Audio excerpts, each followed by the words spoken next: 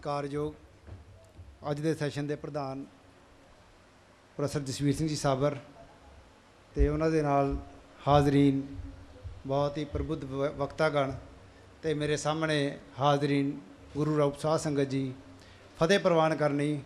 ਵਾਹਿਗੁਰੂ ਜੀ ਕਾ ਖਾਲਸਾ ਵਾਹਿਗੁਰੂ ਜੀ ਕੀ ਫਤਿਹ। ਮੈਨੂੰ ਜਿਹੜਾ ਵਿਸ਼ਾ ਦਿੱਤਾ ਗਿਆ ਸੀ ਉਹ ਸੀ ਕਿ ਕਿਰਤ ਦਾ ਸਿੱਖ ਧਰਮ ਦੇ ਵਿੱਚ ਕੀ ਯੋਗਦਾਨ ਹੈ ਜਾਂ ਕਿਰਤ ਮੌਜੂਦਾ ਸਮੇਂ ਦੇ ਵਿੱਚ ਸਿੱਖ ਕਿਹੋ ਜਿਹੀ ਕਿਰਤ ਕਰਨ ਕਿ ਉਹ ਗੁਰੂ ਆਸ਼ੇ ਦੇ ਅਨੁਸਾਰ ਜੁੜ ਸਕੇ ਜਾਂ ਗੁਰੂ ਆਸ਼ੇ ਅਨੁਸਾਰ ਆਪਣੇ ਜਿਹੜੇ ਕਾਰਜ ਸਵਾਰ ਸਕਣ। ਇਸ ਪਾਸੇ ਨੂੰ ਇਹ ਵਿਸ਼ਾ ਮੈਨੂੰ ਦਿੱਤਾ ਗਿਆ ਸੀ। ਸਭ ਤੋਂ ਪਹਿਲਾਂ ਮੈਂ ਬਾਬਾ ਅਮੀਰ ਸਿੰਘ ਜੀ ਦਾ ਬਹੁਤ ਸ਼ੁਕਰਗੁਜ਼ਾਰ ਹਾਂ ਜਿਨ੍ਹਾਂ ਨੇ ਸਿੱਖਾਂ ਦੇ ਵਿੱਚ ਬੌਧਿਕ ਪਰੰਪਰਾ ਨੂੰ ਅਮੀਰ ਕਰਨ ਦੇ ਲਈ ਇਹ ਕਾਰਜ ਆਰੰਭ ਕੀਤਾ ਹੋਇਆ ਹੈ। ਬੌਧਿਕ ਪਰੰਪਰਾ ਸਾਡੀ ਅਮੀਰ ਹੋਏਗੀ ਤਾਂ ਹੀ ਉਸ ਤੋਂ ਬਾਅਦ ਗਿਆਨ ਦੀਆਂ ਗੱਲਾਂ ਅੱਗੇ ਚੱਲ ਸਕਦੀਆਂ ਨੇ। ਜੇ ਬੌਧਿਕ ਪਰੰਪਰਾ ਨਾਲ ਨਾ ਜੁੜੇ ਧਰਮ ਦੇ ਤਾਂ ਧਰਮ ਸਿਰਫ ਤੇ ਸਿਰਫ ਜੜ ਪੂਜਾ ਤੱਕ ਹੀ ਸੀਮਤ ਰਹਿ ਜਾਂਦਾ ਹੈ ਜਾਂ ਇਹ ਕਹਿ ਦਈਏ ਕਿ ਸਿਰਫ ਪੂਜਾ ਪਾਠ ਤੱਕ ਹੀ ਸੀਮਤ ਰਹਿ ਜਾਂਦਾ ਹੈ, ਇਸ ਤੋਂ ਅੱਗੇ ਨਹੀਂ ਤੁਰ ਸਕਦਾ।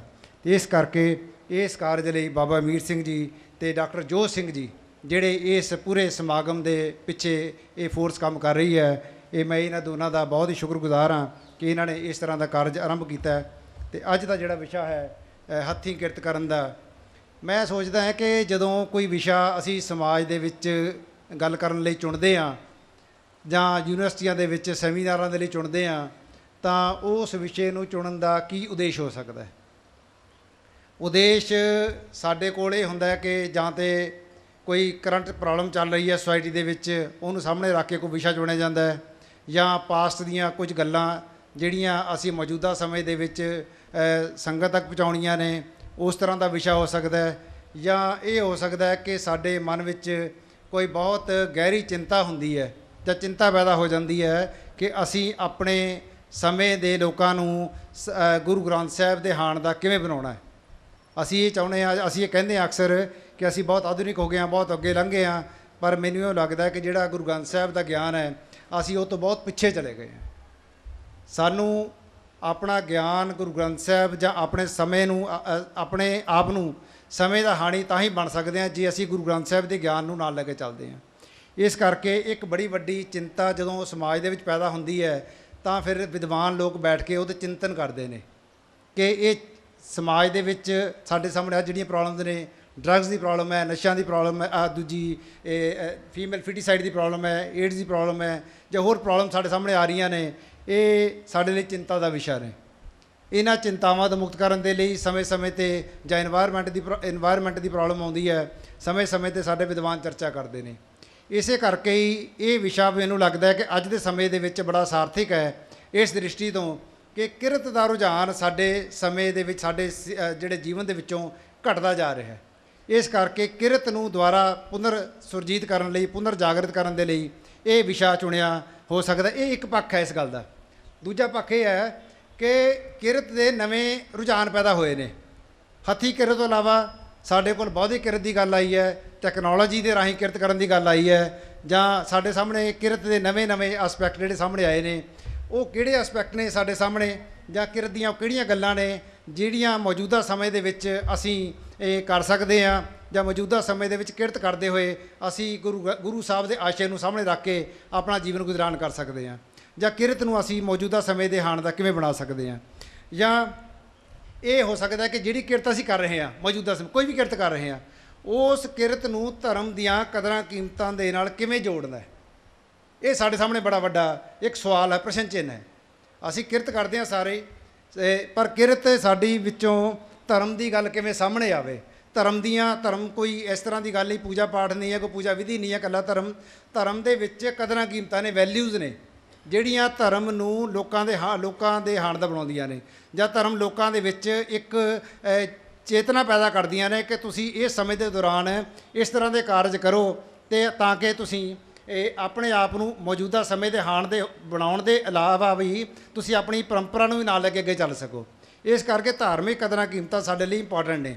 ਇਸ ਕਰਕੇ ਵੀ ਇਹ ਵਿਸ਼ਾ ਮੈਨੂੰ ਲੱਗਦਾ ਹੈ ਸਾਡੇ ਲਈ ਬੜਾ ਸਹਾਈ ਹੈ ਕਿ ਮੌਜੂਦਾ ਸਮੇਂ ਦੇ ਵਿੱਚ ਜਿਹੜੀ ਕਿਰਤ ਕਰਨ ਦੀ, ਹੱਥੀਂ ਕਿਰਤ ਕਰਨੀ, ਬੌਧਿਕ ਕਿਰਤ ਕਰਨੀ ਜਾਂ ਹੋਰ ਕੋਈ ਕਿਸੇ ਵੀ ਤਰ੍ਹਾਂ ਦੀ ਕਿਰਤ ਜਿਹੜੀ ਹੈ, ਉਹਦੇ ਵਿੱਚ ਧਾਰਮਿਕ ਕਦਰਾਂ ਕੀਮਤਾਂ, ਧਾਰਮਿਕ ਜਿਹੜੀਆਂ ਸਾਡੀਆਂ ਵੈਲਿਊਜ਼ ਨੇ, ਉਹਨਾਂ ਨੂੰ ਕਿਵੇਂ ਜੋੜਨਾ ਹੈ, ਕਿਵੇਂ ਅੱਗੇ ਲੈ ਕੇ ਚੱਲਣਾ ਹੈ, ਇਹ ਇਸ ਸੈਮੀਨਾਰ ਦਾ ਇਹ ਪ੍ਰਮੁੱਖ ਉਦੇਸ਼ ਉਹ ਸਾਡੇ ਸਾਹਮਣੇ ਆਉਂਦਾ ਹੈ। ਅਤੇ ਇਹਨਾਂ ਨੂੰ ਸਾਹਮਣੇ ਰੱਖ ਕੇ ਅਸੀਂ ਇਹ ਗੱਲ ਜਿਹੜੀ ਹੈ ਇਹ ਕਰ ਰਹੇ ਹਾਂ।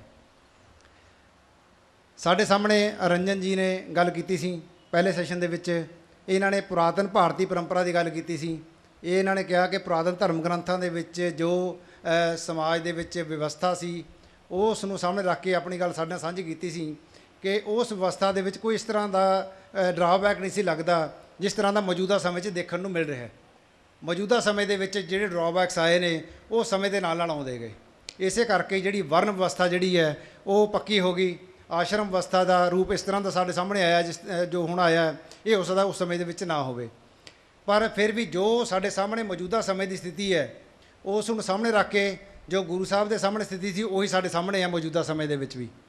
ਅੱਜ ਵੀ ਅਸੀਂ ਉਹ ਸਾਰੀਆਂ ਕਾਰਜ ਕਰ ਰਹੇ ਹਾਂ, ਉਹ ਕਰਮ ਕਰ ਰਹੇ ਹਾਂ ਜਿਨ੍ਹਾਂ ਦਾ ਸਾਨੂੰ ਗੁਰੂ ਸਾਹਿਬ ਨੇ ਨਾ ਕਰਨ ਦਾ ਆਦੇਸ਼ ਕੀਤਾ ਸੀ।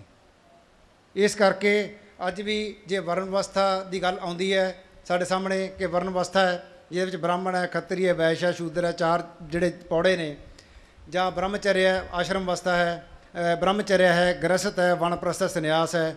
ਇਹ ਅੱਜ ਵੀ ਸਾਨੂੰ ਸਾਡੇ ਸੁਸਾਇਟੀ ਦੇ ਵਿੱਚ ਦੇਖਣ ਨੂੰ ਮਿਲਦੇ ਨੇ ਕਿਤੇ ਨਾ ਕਿਤੇ ਰੂਪ ਦੇ ਵਿੱਚ। ਗੁਰੂ ਸਾਹਿਬਾਨ ਨੇ ਉਸ ਸਮੇਂ ਦੀਆਂ ਪਰੰਪਰਾਵਾਂ ਨੂੰ ਪੁੱਠਾ ਗੜਾ ਦੇ ਦਿੱਤਾ ਸੀ, ਜਿਹੜੀਆਂ ਪਰੰਪਰਾਵਾਂ ਸਨ ਉਸ ਵਕਤ ਦੀਆਂ, ਕਿ ਇੱਕ ਜਿਹੜਾ ਹੈ ਇੱਕੋ ਮਨੁੱਖ ਦੇ ਵਿੱਚੋਂ ਹੀ ਬ੍ਰਾਹਮਣ ਵੀ ਸਾਹਮਣੇ ਆਏਗਾ, ਖੱਤਰੀ ਵੀ ਸਾਹਮਣੇ ਆਏਗਾ, ਜਾਂ ਉਹਦੇ ਵਿੱਚੋਂ ਹੀ ਵੈਸ਼ ਔਰ ਸ਼ੂਦਰ ਦੇ ਦਰਸ਼ਨ ਵੀ ਹੋਣਗੇ, ਕਿਉਂਕਿ ਸਾਰੇ ਕੰਮ ਇੱਕੋ ਮਨੁੱਖ ਕਰਨ ਦੇ ਸਮਰੱਥ ਹੈ। ਅਤੇ ਇਸ ਕਰਕੇ ਇੱਕੋ ਮਨੁੱਖ ਦੇ ਰਾਹੀਂ ਇਹ ਸਾਰੀਆਂ ਗੱਲਾਂ ਸਾਡੇ ਸਾਹਮਣੇ ਆਉਣੀਆਂ ਨੇ। ਜਾਂ 4 ਜਿਹੜੇ ਆਸ਼ਰਮ ਨੇ, ਬ੍ਰਹਮਚਰਿਆ, ਗ੍ਰਸਤ, ਵਾਨਪ੍ਰਸਥ, ਸੰਨਿਆਸ। ਹੁਣ ਇਹਦੇ ਵਿੱਚ ਜਿਹੜਾ ਸਾਡੇ ਸਾਹਮਣੇ ਆਉਂਦਾ ਹੈ ਸਿਸਟਮ, ਉਹਦੇ ਵਿੱਚ ਇਹ ਹੈ ਕਿ ਗ੍ਰਸਤੀ ਜੀਵਨ ਦੇ ਦੌਰਾਨ ਹੀ ਵਿਅਕਤੀ ਨੇ ਦੁਨਿਆਵੀ ਕਾਰ ਵਿਹਾਰ ਕਰਨੇ ਨੇ, ਅਤੇ ਉਹ ਦੁਨਿਆਵੀ ਕਾਰ ਵਿਹਾਰ ਦੇ ਰਾਹੀਂ ਜਿਹੜਾ ਉਹਨੇ ਜੀਵਨ ਗੁਜ਼ਾਰਾਨ ਪੈਦਾ ਕਰਨਾ ਹੈ, ਉਹ ਜਿਹੜਾ ਹੈ 75 ਸਾਲ, ਜਿਹੜਾ ਇੱਕ 100 ਸਾਲ ਉਮਰ ਮੰਨੀ ਗਈ ਹੈ। ਪਹਿਲੇ 25 ਸਾਲ ਬ੍ਰਹਮਚਰਿਆ ਦੀ ਹੈ, ਫਿਰ 25 ਸਾਲ ਗ੍ਰਸਤ ਦੀ ਹੈ, 25 ਸਾਲ ਵਾਨਪ੍ਰਸਥ ਦੀ ਹੈ, 25 ਸਾਲ ਸੰਨਿਆਸ ਦੀ ਹੈ। ਸੰਨਿਆਸੀ ਜੀਵਨ ਦੇ ਵਿੱਚ ਵੀ ਕੋਈ ਕੰਮ ਨਹੀਂ ਕਰਨਾ ਅਤੇ ਬ੍ਰਹਮਚਰਿਆ ਦੇ ਵਿੱਚ ਵੀ ਕੋਈ ਕੰਮ ਨਹੀਂ ਕਰਨਾ ਹੈ। ਵਾਨਪ੍ਰਸਥ ਦੇ ਵਿੱਚ ਕੰਮ ਕਰਨ ਦੀ ਰੁਚੀ ਜਿਹੜੀ ਹੈ ਖਤਮ ਕਰ ਦੇਣੀ ਹੈ ਜਾਂ ਘਟਾ ਦੇਣੀ ਹੈ, ਬੰਦ ਕਰ ਦੇਣੀ। ਇਸ ਕਰਕੇ ਜਦੋਂ ਇਹ ਸਿਸਟਮ ਸਾਹਮਣੇ ਆਏਗਾ, ਸਿਰਫ ਜੀਵਨ ਦੇ 25 ਸਾਲ ਕੰਮ ਕਰੇ, 75 ਸਾਲ ਵਿਅਕਤੀ ਉਸ ਨੂੰ ਖਾਵੇ, ਜਾਂ ਮਤਲਬ ਕਿ ਯਤਨ ਕਰੇ ਕਿ ਮੈਨੂੰ ਜੀਵਨ ਗੁਜ਼ਾਰਨ 75 ਸਾਲ ਮਿਲੇ ਅਤੇ ਕੰਮ 25 ਸਾਲ ਕਰਾਂ ਮੈਂ। ਇਹਦੇ ਨਾਲ ਮੌਜੂਦਾ ਸਮੇਂ ਦੇ ਵਿੱਚ ਵੀ ਦੇਖ ਲਓ ਕਿ ਇਕਨੋਮਿਕ ਇੰਬੈਲੈਂਸ ਹੋ ਜਾਏਗਾ ਸਾਰਾ ਹੀ। ਗੁਰੂ ਸਾਹਿਬਾਨ ਨੇ ਇਹ ਸਾਰੇ ਸਿਸਟਮ ਨੂੰ ਪੁੱਠਾ ਗੜਾ ਦੇ ਦਿੱਤਾ ਸੀ ਕਿ ਇੱਕ ਬੱਚਾ ਬਚਪਨ ਤੋਂ ਲੈ ਕੇ ਮਨੁੱਖ ਆਪਣੇ ਜੀਵਨ ਦੇ ਅੰਤਿਮ ਸਮੇਂ ਤੱਕ ਪਰਮਾਤਮਾ ਦੇ ਨਾਲ ਵੀ ਜੁੜੇ ਅਤੇ ਆਪਣੇ ਬਾਕੀ ਜੀਵਨ ਦੇ ਕਾਰ ਵਿਹਾਰ ਵੀ ਕਰੇ। ਸਾਰੇ ਆਸ਼ਰਮਾਂ ਨੂੰ ਦਾ ਜਿਹੜਾ ਉਹ ਕਾਰਜ ਹੈ ਉਹ ਆਪਣੇ ਸਾਰੇ ਜੀਵਨ ਦੇ ਦੌਰਾਨ ਕਰਦਾ ਰਹੇ। ਕਿਸੇ ਇੱਕ ਵਿਸ਼ੇਸ਼ ਪੌੜੇ 'ਤੇ ਜਾ ਕੇ ਇਸ ਸਮੱਸਿਆ ਤੋਂ ਦੂਰ ਨਾ ਹੋ ਜੇ, ਜਾਂ ਇਹ ਸਮੱਸਿਆ ਨਾ ਧਾਰਨ ਕਰ ਲਏ ਕਿ ਹੁਣ ਮੈਂ ਸੰਨਿਆਸ ਧਾਰਨ ਕਰ ਲਿਆ, ਹੁਣ ਮੈਂ ਕੰਮ ਨਹੀਂ ਕਰਨਾ। ਇਸ ਤਰ੍ਹਾਂ ਦੀ ਸਮੱਸਿਆ ਤੋਂ ਸਾਨੂੰ ਗੁਰੂ ਸਾਹਿਬਾਨ ਨੇ ਜਿਹੜਾ ਹੈ ਬਚਾਇਆ ਸੀ। ਇਸੇ ਕਰਕੇ ਹੀ ਸਾਡੇ ਸਾਹਮਣੇ ਗੁਰੂ ਅੰਗਦ ਦੇਵ ਜੀ ਦਾ ਇੱਕ ਸ਼ਬਦ ਹੈ, ਉਹ ਕਹਿੰਦੇ ਨੇ ਕਿ ਜੋਗ ਸ਼ਬਦੰ, ਗਿਆਨ ਸ਼ਬਦੰ, ਬੇ ਸ਼ਬਦੰ ਬ੍ਰਾਹਮਣੇ, ਖੱਤਰੀ ਸ਼ਬਦੰ, ਸੂਰ ਸ਼ਬਦੰ, ਸ਼ੂਦਰ ਸ਼ਬਦੰ, ਪ੍ਰਾਕਿਰਤ ਹੈ, ਸਰਬ ਸ਼ਬਦੰ, ਏਕ ਸ਼ਬਦੰ, ਜੇ ਕੋ ਜਾਣੇ ਭਇਓ, ਨਾਨਕ ਤਾਕਾ ਦਾਸ ਹੈ, ਸੋਈ ਨਿਰੰਜਨ ਦਿਓ। ਕਿ ਇੱਕੋ ਹੀ ਮਾਰਗ ਹੈ ਜਿਹੜਾ ਪਰਮਾਤਮਾ ਤੱਕ ਲੈ ਕੇ ਜਾਂਦਾ ਹੈ, ਅਤੇ ਇੱਕੋ ਹੀ ਮਾਰਗ ਹੈ ਜਿਹੜਾ ਉਹ ਸ਼੍ਰੋਮਣੀ ਹੈ, ਜਿਹਦੇ ਗੁਰੂ ਨਾਨਕ ਸਾਹਿਬ ਸਾਨੂੰ ਚੱਲਣ ਦਾ ਉਪਦੇਸ਼ ਕਰਦੇ ਨੇ। ਬੇਸ਼ੱਕ ਬਾਕੀਆਂ ਦੇ ਮਾਰਗ ਨੇ, ਯੋਗ ਦਾ ਮਾਰਗ ਹੈ ਗਿਆਨ ਪ੍ਰਾਪਤ ਕਰਨਾ, ਜਾਂ ਆਪਣਾ ਖੱਤਰੀ ਦਾ ਮਾਰਗ ਹੈ ਉਹ ਜਿਹੜਾ ਰੱਖਿਆ ਕਰਨਾ, ਬ੍ਰਾਹਮਣ ਦਾ ਮਾਰਗ ਹੈ ਵੇਦਾਂ ਦਾ ਗਿਆਨ ਹਾਸਲ ਕਰਨਾ, ਸ਼ੂਦਰ ਦਾ ਕੰਮ ਹੈ ਦੂਜਿਆਂ ਦੀ ਪ੍ਰਾਕਿਰਤ ਪਰਾਏ ਲੋਕਾਂ ਦੀ ਸੇਵਾ ਕਰਨੀ। ਇਹ ਸਾਰਿਆਂ ਦੇ ਵਿੱਚੋਂ ਇੱਕੋ ਇੱਕ ਮਾਰਗ ਜਿਹੜਾ ਸ਼੍ਰੋਮਣੀ ਗੁਰੂ ਸਾਹਿਬ ਨੇ ਦੱਸਿਆ ਸਾਨੂੰ, ਉਹ ਇਹੀ ਹੈ ਕਿ ਉਹ ਕੰਮ ਜਿਹੜਾ ਸਾਨੂੰ ਪਰਮਾਤਮਾ ਵਾਲੇ ਪਾਸੇ ਲੈ ਕੇ ਜਾਂਦਾ, ਜਿਹੜਾ ਇੱਕੋ ਮਾਰਗ 'ਤੇ ਚੱਲਦਾ, ਇੱਕੋ ਪਰਮਾਤਮਾ ਵਾਲੇ ਮਾਰਗ 'ਤੇ ਲੈ ਕੇ ਜਾਂਦਾ ਹੈ, ਉਹੀ ਮਾਰਗ ਸ਼੍ਰੋਮਣੀ ਹੈ। ਅਤੇ ਇਸ ਕਰਕੇ ਗੁਰੂ ਸਾਹਿਬਾਨ ਨੇ ਸਾਨੂੰ ਇਸ ਤਰ੍ਹਾਂ ਦੀ ਕਿਰਤ ਕਮਾਈ ਕਰਨ ਦੇ ਲਈ ਸਾਨੂੰ ਜੀਵਨ ਭਰ ਆਦੇਸ਼ ਕੀਤਾ ਕਿ ਤੁਸੀਂ ਸਾਰਾ ਜੀਵਨ ਕਿਰਤ ਕਮਾਈ ਕਰਕੇ ਆਪਣਾ ਜੀਵਨ ਗੁਜ਼ਾਰਨ ਹਾਸਲ ਕਰ ਸਕਦੇ ਹੋ। ਫਿਰ ਜਿਹੜੀ ਕਿਰਤ ਕਮਾਈ ਕਰਨੀ ਹੈ, ਕਿਰਤ ਕਮਾਈ ਇਸ ਤਰ੍ਹਾਂ ਦੀ ਹੋਵੇ ਜਿਹਦੇ ਵਿੱਚੋਂ ਲੁੱਟ ਖਸੁੱਟ ਨਾ ਹੋਵੇ। ਕਿਰਤ ਕਮਾਈ ਤਾਂ ਹਰ ਬੰਦਾ ਕਰੇਗਾ, ਮੌਜੂਦਾ ਸਮੇਂ 'ਚ ਬਹੁਤ ਸਾਰੇ ਲੋਕ ਕਿਰਤ ਕਰਦੇ ਨੇ। ਕਿਰਤ ਕਮਾਈ ਕਰਨ ਦੇ ਵਿੱਚੋਂ ਲੁੱਟ ਖਸੁੱਟ ਨਾ ਹੋਵੇ, ਜਾਂ ਕਿਰਤ ਕਮਾਈ ਕਰਦੇ ਕਰਦੇ ਪਰਾਇਆ ਹੱਕ ਨਾ ਖਾਵੇ। ਪਰਾਇਆ ਹੱਕ ਖਾਣ ਦੇ ਜਿਹੜੇ ਨੇ ਇੱਕ ਸਿੱਧਾ ਤਰੀਕਾ ਹੁੰਦਾ, ਇੱਕ ਅਸਿੱਧਾ ਤਰੀਕਾ ਹੁੰਦਾ। ਸਿੱਧਾ ਤਰੀਕਾ ਇਹ ਹੈ ਕਿ ਚੌਂਕ ਦੇ ਵਿੱਚ ਖੜੇ ਹੋ ਜਾਓ, ਪੁਲਿਸ ਵਾਲੇ ਨੇ ਰੋਕ ਲਿਆ, ਉਹਨੇ ਕਿਹਾ ਲਿਆ ਵੀ 100 ਰੁਪਈਆ ਤੇ ਤੂੰ ਜਾ ਅੱਗੇ। ਇਹ ਸਿੱਧੇ ਤੌਰ ਤੇ ਜਿਹੜਾ ਹੈ ਵਾਇਓਲੇਸ਼ਨ ਹੈ ਜਿਹੜੀ ਹੈ ਜਿਹੜੇ ਮਤਲਬ ਕਿ ਸੁਚੱਜੇ ਜੀਵਨ ਲਾਭ ਦੀ। ਦੂਜੀ ਇਹ ਹੈ ਕਿ ਤੁਸੀਂ ਜਿਹੜੀਆਂ ਉੱਤੇ ਬੰਦੇ ਬੈਠੇ ਨੇ ਸਾਡੇ, ਇਹ ਤਾਂ ਬਹੁਤ ਛੋਟੀਆਂ ਗੱਲਾਂ ਨੇ। ਉੱਤੇ ਬੰਦੇ ਬੈਠੇ ਪਾਲਿਸੀ ਇਸ ਤਰ੍ਹਾਂ ਦੀ ਬਣਾਉਂਦੇ ਨੇ, ਇਸ ਤਰ੍ਹਾਂ ਦੀ ਪਾਲਿਸੀ ਬਣਾਉਂਦੇ ਨੇ ਕਿ ਜਿਹੜਾ ਧਨ ਥੱਲੇ ਪੈਦਾ ਹੋ ਰਿਹਾ ਹੈ, ਕਮਾਇਆ ਜਾ ਰਿਹਾ ਹੈ, ਉਹਨੂੰ ਕਿਸ ਤਰ੍ਹਾਂ ਆਪਣੇ ਤੱਕ ਖਿੱਚ ਕੇ ਲੈ ਕੇ ਜਾਣਾ। ਉਹ ਸਿੱਧੇ ਤੌਰ ਤੇ ਗਰੀਬਾਂ ਨੂੰ ਹੋਰ ਗਰੀਬ ਕਰਨ ਵਾਲੇ ਪਾਸੇ ਨੂੰ ਜਾ ਰਹੇ ਨੇ। ਇਸ ਤਰ੍ਹਾਂ ਦੀ ਕਿਰਤ ਕਮਾਈ ਜਿਹੜੀ ਹੈ ਜਾਂ ਇਸ ਤਰ੍ਹਾਂ ਦੀ ਕਮਾਈ ਕਰਨੀ, ਇਹ ਸਰਕਾਰਾਂ ਦੇ ਵਿੱਚ ਜਿਹੜੇ ਪਿੱਛੇ ਉਹਨਾਂ ਦੇ ਫੋਰਸਿਸ ਬੈਠੀਆਂ ਨੇ, ਜਿਹੜੀਆਂ ਇਲੈਕਸ਼ਨ ਜਿਤਾਉਂਦੀਆਂ ਨੇ ਉਹਨਾਂ ਨੂੰ, ਜਿਨ੍ਹਾਂ ਨੇ ਆਪਣੇ ਕਾਰੋਬਾਰ ਚਲਾਉਣੇ ਨੇ, ਉਹ ਸਾਹਮਣੇ ਆਉਂਦੀਆਂ ਨੇ। ਉਹ ਸਰਕਾਰ ਦੇ ਬਿਹਾਈਂਡ ਦਾ ਸੀਨਸ ਕੰਮ ਕਰਦੀਆਂ ਨੇ। ਉਹ ਪਾਲਿਸੀਆਂ ਬਣਾਉਣ ਸਰਕਾਰ ਤੋਂ ਇਹੋ ਜਿਹੀਆਂ ਜਿਹਦੇ ਨਾਲ ਲੋਕੀ ਕੰਮ ਕਰਨ ਤੇ ਪੈਸਾ ਉਹਨਾਂ ਦੀ ਜੇਬ ਤੱਕ ਚੱਲ ਜਾਵੇ। ਇਹ ਵੀ ਪਰਾਇਆ ਧਨ ਜਿਹੜਾ ਹੈ ਉਹ ਸਾਡੇ ਸਾਹਮਣੇ ਨਜ਼ਰ ਆਉਂਦਾ ਕਿ ਇਹ ਵੀ ਪਰਾਇਆ ਧਨ ਦਾ ਇੱਕ ਰੂਪ ਹੈ। ਇਸ ਤਰ੍ਹਾਂ ਦੇ ਜਿਹੜੇ ਨੇ ਪਰਾਏ ਧਨ ਤੋਂ ਗੁਰੂ ਸਾਹਿਬ ਨੇ ਵਰਜਿਆ ਸਾਨੂੰ ਕਿ ਪਰਾਇਆ ਧਨ ਨਹੀਂ ਖਾਣਾ। ਤੇ ਫਿਰ ਖਾਣਾ ਕੀ ਹੈ? ਉਹ ਵੀ ਸਾਨੂੰ ਕਬੀਰ ਜੀ ਦੀ ਜਿਹੜੀ ਹੈ ਬਾਣੀ 'ਚੋਂ ਇੱਕ ਪੰਕਤੀ ਤੁਹਾਡੇ ਨਾਲ ਸਾਂਝੀ ਕਰਨੀ ਹੈ ਕਿ ਕਬੀਰ ਖੂਬ ਖਾਣਾ ਖਿਚੜੀ, ਕਬੀਰ ਖੂਬ ਖਾਣਾ ਖਿਚੜੀ, ਜਿਸमें ਅੰਮ੍ਰਿਤ ਜਾਮੇ ਅੰਮ੍ਰਿਤ ਲੋਨ, ਹੀਰਾ ਰੋਟੀ ਕਾਰਨ ਗਲਾ ਘਟਾਵੇ ਕੌਣ। ਮਤਲਬ ਕਿ ਪਰਾਈ ਕਿਰਤ ਦੇ ਨਾਲ ਇਹ ਹਾਲ ਵੀ ਹੋ ਸਕਦਾ, ਮਤਲਬ ਕਿ ਜੇ ਤੁਸੀਂ ਪਰਾਏ ਦਾ ਹੱਕ ਹੋ ਕੇ ਖਾਂਦੇ ਹੋ।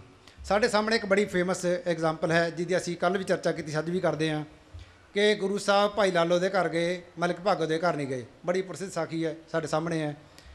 ਮੈਂ ਇਹ ਜਿਹੜਾ ਕਈ ਵਾਰੀ ਜਾਣਨ ਦਾ ਯਤਨ ਇਹ ਕਰਦਾ ਹੁੰਦਾ ਕਿ ਜੇ ਮਲਿਕ ਭਾਗੋ ਦੀ ਰੋਟੀ ਦੇ ਵਿੱਚੋਂ ਮਿਹਨਤ ਤੇ ਇਮਾਨਦਾਰੀ ਦੀ ਝਲਕ ਪੈਦਾ ਹੁੰਦੀ ਤਾਂ ਉਹ ਅਮੀਰ ਹੁੰਦਾ, ਕਿ ਕੀ ਗੁਰੂ ਸਾਹਿਬ ਉਹਦੇ ਘਰ ਨਾ ਜਾਂਦੇ? ਕਿਉਂਕਿ ਗੁਰੂ ਸਾਹਿਬ ਦਾ ਜਿਹੜਾ ਉਦੇਸ਼ ਹੈ ਉਹ ਮਿਹਨਤ ਤੇ ਇਮਾਨਦਾਰੀ ਦੀ ਰੋਟੀ ਜਾਂ ਕਮਾਈ ਕਰਨ ਵਾਲੇ ਪਾਸੇ ਹੈ।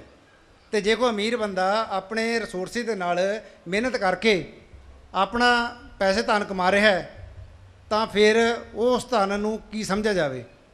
ਤੇ ਉਹਦੇ ਲਈ ਗੁਰੂ ਸਾਹਿਬ ਨੇ ਕਿਹਾ ਕਿ ਜਿਹੜਾ ਧਨ ਕਮਾਈ ਕੀਤੀ ਹੈ, ਤੂੰ ਕਿਰਤ ਕਮਾਈ ਕੀਤੀ ਹੈ, ਉਹਦੇ ਵਿੱਚੋਂ ਲੋਕਾਂ ਦੇ ਭਲੇ ਦੇ ਲਈ ਤੂੰ ਉਹ ਧਨ ਦੇ ਵਿੱਚੋਂ ਵੰਡ ਕੇ ਛਕਣਾ ਹੈ, ਵੰਡ ਕੇ ਛਕਣ ਦਾ ਉਪਦੇਸ਼। ਤੇ ਆਖਰੀ ਜਿਹੜੀ ਪੰਕਤੀਆਂ ਜਿਹੜੀਆਂ ਮੈਂ ਸਾਂਝੀਆਂ ਕਰਨੀਆਂ ਨੇ ਕਿ ਜਾਂ ਆਖਰੀ ਇੱਕ ਗੱਲ ਕਰਨੀ ਤੁਹਾਡੇ ਨਾਲ ਕਿ ਅੱਜ ਦੁਨੀਆ ਦੇ ਵਿੱਚ ਅਮੀਰਾਂ ਦੀ ਸੂਚੀ ਬਣਦੀ ਹੈ। 500 ਅਮੀਰ ਨੇ ਦੁਨੀਆ ਦੇ ਵਿੱਚ।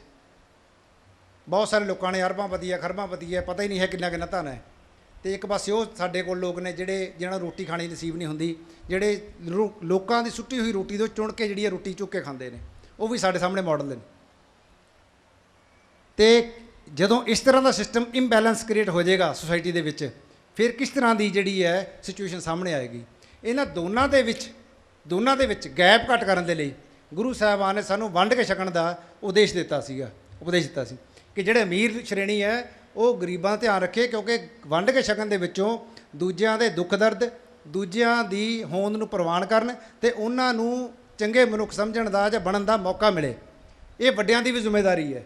ਤੇ ਇਸ ਕਰਕੇ ਗੁਰੂ ਸਾਹਿਬਾਨ ਨੇ ਇਹ ਇੱਕ ਸਮਨਵੈ ਕੀਤਾ ਸੀ, ਬ੍ਰਿਜ ਬਣਾਇਆ ਸੀ ਕਿ ਜਿਹਦੇ ਵਿੱਚ ਸੁਸਾਇਟੀ ਦਾ ਹਰ ਵਿਅਕਤੀ ਇੱਕ ਕਾਮਨ ਪਲੇਟਫਾਰਮ 'ਤੇ ਆ ਕੇ ਆਪਣੀ ਕਿਰਤ ਕਮਾਈ ਦੇ ਵਿੱਚੋਂ ਵੰਡ ਕੇ ਛਕੇ। ਤੇ ਇਸ ਤਰ੍ਹਾਂ ਦੀ ਕਿਰਤ ਕਮਾਈ ਜਿਹੜੀ ਹੈ ਗੁਰੂ ਸਾਹਿਬ ਨੇ ਸਾਨੂੰ ਦੱਸੀ ਹੈ ਕਰਨ ਦੇ ਲਈ ਜਾਂ ਛਕਣ ਦੇ ਲਈ, ਕਿ ਜਿਹਦੇ ਵਿੱਚੋਂ ਜਿਹੜੀ ਹੈ ਨਿਮਰਤਾ ਪੈਦਾ ਹੋਵੇ। ਕਿਰਤ ਕਮਾਈ ਦੇ ਨਾਲ ਹਮੇਸ਼ਾ ਨਿਮਰਤਾ ਪੈਦਾ ਹੁੰਦੀ, ਜਿਹੜੀ ਮਿਹਨਤ ਤੇ ਇਮਾਨਦਾਰੀ ਵਾਲੀ ਹੈ।